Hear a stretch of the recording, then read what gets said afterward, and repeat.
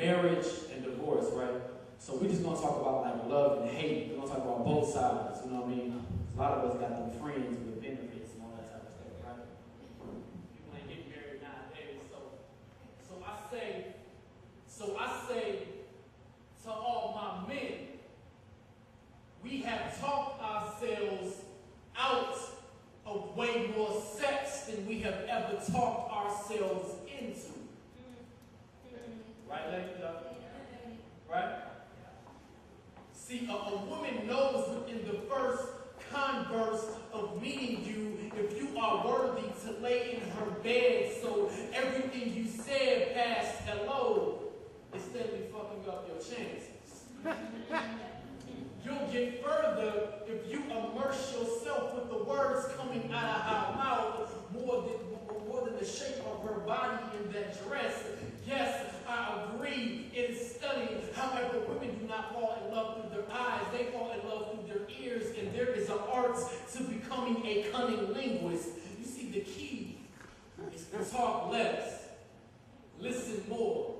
It's better to probe and inquire than to engage her in a conversation that revolves solely around yourself, like she really cares.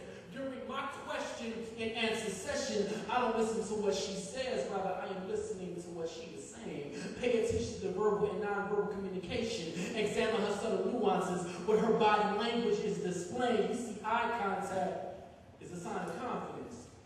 And there's a certain look a woman gives when she is feeling digging a brother. If she is feeling you, her body temperature will rise to 99.2 degrees Fahrenheit. Yes, Peoria. I have heat sensors in my eyesight, and her aura is blinding. Even if there is 200 people in the room, it is your job to make her feel like she is the only person there. I swear, the company that I keep is better than any 5-star cruise. This is what the Isaac brothers meant by smooth sailing. You see, no woman wants to be courted by someone that sounds like a salesman.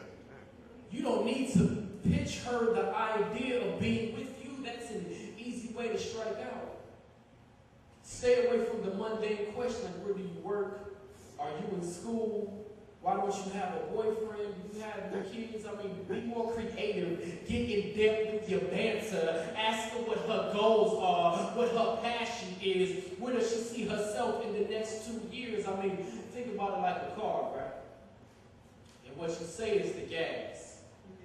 And if you fill it with empty conversation, then best believe the situation is going nowhere. Building a friendship with a woman doesn't consist of a PowerPoint presentation. Your presentation is already powerful to the point because you are a man. By definition, a provider and a protector. And I say to all my ladies in the room, y'all can spot a no good man a mile away. Y'all like to call it woman's intuition. I like to call it a bullshit detective. However, so many have chosen to leave the batteries out. So in turn, you let subpar treatment come in. And if you want this to end, then you got to start in the beginning. Let him know from the get-go, it ain't going to be no mess. I mean, you just ain't going to take it. If he wants some of your cookie, he going to have to learn how to bake it. But the only problem is so many men have learned how to fake it. So I'm going to help y'all. How y'all doing?